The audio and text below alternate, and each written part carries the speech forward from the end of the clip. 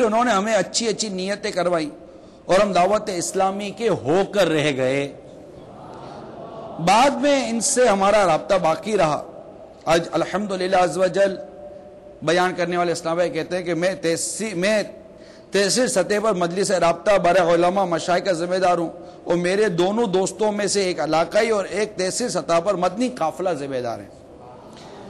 میٹھے اسلامی بھائیو، آپ جانتے ہیں کہ اس سنت و برے اجتماع میں شیخ طریقہ تنبیہ سنت کا رسالہ پڑھ کر سنانے والے مبلغ کون تھے؟ وہ کوئی اور نہیں، مفتی دعوت اسلامی، مرکزی مجلس شورا کے مرحوم رکن الحاج الحافظ القاری المفتی حضرت علامہ مولانا محمد فاروق اتاری رحمت اللہ تعالی علیہ خود تھے.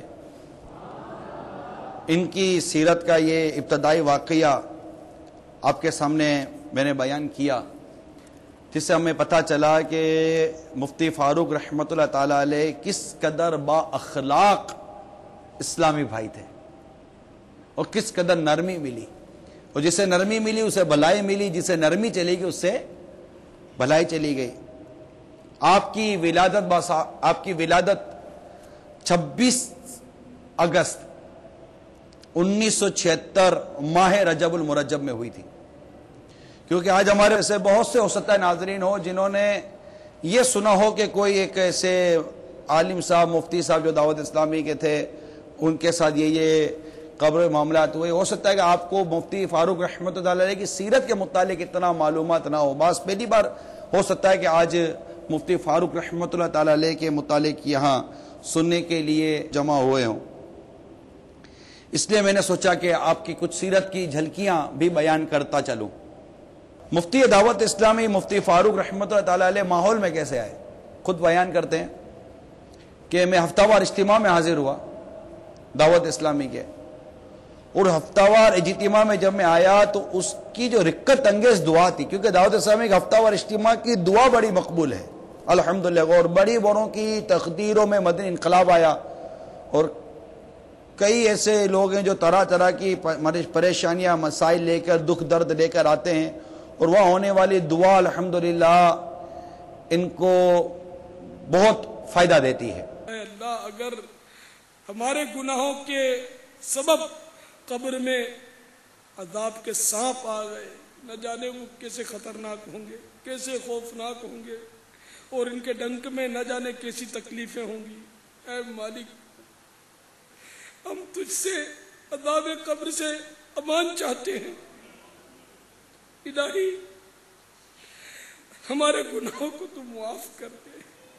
اے اللہ، نزع کی سختیاں ہم کتابوں میں پڑھتے ہیں، ابھی تک تو پڑھی ہوئی ہیں، تجربہ تو ہے نہیں.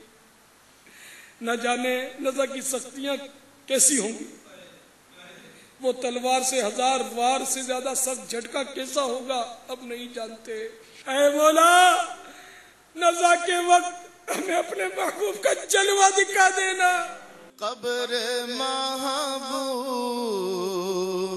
کے جلووں سے بسا دے مالک. قبر محبوب کے جلووں سے بسا دے مالک. تیرا کیا جائے گا، میں شاد رہوں گا یا رب. گر تو ناراض ہوا میری ہلاکت ہوگی. گر تو ناراض ہوا میری ہلاکت ہوگی. رقت انگیز دعا ہے جو مفتی دعوت اسلامی مفتی محمد فاروق اتاری رحمت اللہ تعالی علیہ کی دعوت اسلامی کے ماحول میں آنے کا سبب بنا. کہ وہ دعا ان کو خود فرماتے تھے کہ مجھے دعا اتنی پسند آئی اور دعا میں ایسا دل لگا کہ اس دن کے بعد میں دعوت اسلامی کا ہو گیا. اس کے بعد 1995 میں مفتی دعوت اسلامی مفتی محمد فاروق عطاری رحمت اللہ تعالی علیہ نے جامعۃ المدینہ جو دعوت اسلامی کے جامعات چلتے ہیں، اس وقت کم و بیش 78 شہروں میں جامعات موجود ہیں، 100 سے زیادہ جامعات ہیں، جس میں کم و بیش 6000 کے آس پاس اسلامی بھائی عالم بن رہے ہیں. وہ جامعۃ المدینہ میں 1995 میں مفتی محمد فاروق رحمت اللہ تعالی علیہ نے داخلہ لے لیا. آپ بھی تو غالباً اس وقت جامعہ میں تھے. اسی عمارت ہی میں تھا جہاں مفتی صاحب بھی تشریف لاتے تھے. یہ مقیم نہیں تھے، گھر سے تشریف لاتے تھے روزانہ اور پھر پڑھنے کے بعد چلے جاتے تھے. درس نظامی کی جب درجہ ہوتا ہے، کلاس ہوتی ہے، تو اس میں آیات قرآنیہ کا بار بار تذکرہ ہوتا ہے، استدلال کے طور پر آتی ہیں، تو یوں گفتگو ہوتی ہے. تو بعض اوقات ہر استاد حافظ نہیں ہوتا، تو کسی مسئلے کے بارے میں مفہوم ذہن میں ہوتا ہے اور آیت ذہن میں نہیں ہوتی، تو پوچھ لیا جاتا ہے کہ اس مفہوم کی آیت جو ہے وہ کہاں پر ہے. تو جو مضبوط حافظ ہوتے ہیں وہ بتا دیتے ہیں، پھر اس سے اگلی آیت، پھر اس سے اگلی آیت. تو حفاظ میں ایک بات یہ ہے کہ آیت یاد کرنے کے بعد اول تو یہ کہ موضوع کے مطابق آیت کا بر وقت یاد آ جانا اور پڑھ دینا، یہ بھی ایک خصوصیت ہوتی ہے، ہر کوئی نہیں کر سکتا. پھر حفاظ میں ایک یہ بات ہے کہ اگلی آیت تو بتا دیتے ہیں، لیکن ان میں باکمال وہ سمجھا جاتا ہے کہ جو آیت سے پچھلی آیت بھی بتاتا ہو، کہ اس آیت کے پیچھے کون سی آیت ہے، اس آیت سے پیچھے کون سی آیت ہے. تو مفتی فاروق صاحب رحمۃ اللہ تعالی کے بارے میں ان کے ہم درجہ اور ان کے اساتذہ سے بھی جیسے سنتے تھے، تو وہ بتاتے ہیں کہ جب بھی ان سے کوئی آیت پوچھی گئی قرآن مجید کی، اگر وہ لفظ یاد ہوا تو بھی، لفظ یاد نہیں فقط مفہوم بیان کیا کہ اس طرح کا مفہوم قرآن میں ہے، کس آیت میں ہے، تو مفتی صاحب الحمدللہ فوراً وہ تلاوت کر دیا کرتے تھے. اور جس طرح آیت کے بعد والی آیت کا بتا دیتے تھے، اسی طرح پہلے کی آیت کا بھی تذکرہ قرآن سے بڑا پیارا لگا. یہ تو ہم جب ہند گئے تھے، ہمارا مدنی قافلہ، آپ بھی تو میں عرض کروں، جب ہند ہمارا مدنی قافلہ پہنچا تھا، تو جب ہم رات عشاء کے بعد ہمارے جو مشورے یا دیگر جو بھی معاملات ہوتے، جب ہم آرام کرتے، اب رات کے کسی حصے میں بالفرض کے اٹھیں یا کسی وقت بھی مشورے میں، کسی وقت بھی، یہ ایک جو تواتر کے ساتھ جو میں نے دیکھا میں وہ بیان کر رہا ہوں. اب انہیں ڈھونڈنا ہے، اور مفتی فاروق کو ڈھونڈنے کی کہ وہاں نہیں ہے جہاں ہم سوئے ہوئے ہیں، 2 جگہ ہیں، بلکہ ایک جگہ، کیونکہ ہمارے قافلے کا قیام مسجد میں ہوتا ہے، تو ایک جگہ. وہ جگہ کون سے بتاؤں؟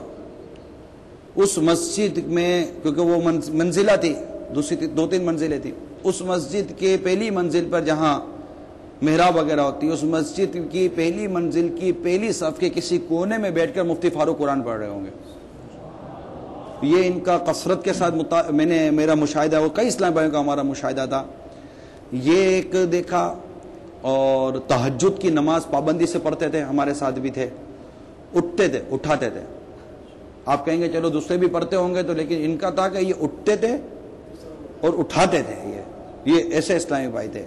15 شعبان 1421 سن ہجری، 13 نومبر 2001 سن عیسوی میں مفتی فاروق رحمۃ اللہ تعالیٰ نے پہلا فتویٰ دیا جب کنز الایمان دارالافتاء کا افتتاح ہوا، بابری چوک، باب المدینہ، اور فتویٰ دیا. اور جب تک ان کی حیات باقی رہی، کم و بیش انہوں نے اپنی حیات میں 4000 فتوے دیے ہیں. 4000 فتووں کے یہ تھے. پھر علمی مقام ان کا ایسا تھا کہ تفسیر جلالین، یہ جو درس نظامی کرتے ہیں طلباء، ان کے لیے بڑی مشہور کتاب ہے تفسیر جلالین، یہ رابعہ خامسہ وغیرہ کے درجے میں پڑھائی جاتی ہے. اور اس تفسیر جلالین پر 1200 صفحات کا عربی زبان میں حاشیہ مفتی فاروق کا لکھا ہوا ہے. انہوں نے حاشیہ لکھا ہے. اور امیر علیہ سنت کی بڑی تمنا تھی، اور بھی کئی تمناؤں کو پورا کیا. پھر انہوں نے ایک وہ تفسیر کی طرف ان کا مطلب کہا گیا کہ آپ تفسیر لکھیں، کیونکہ جیسے ابھی آپ نے ان کی قرآن پڑھنا، قرآن سے رغبت، قرآن سے شغف، قرآن کا مطالعہ، تفاسیر، آیات کا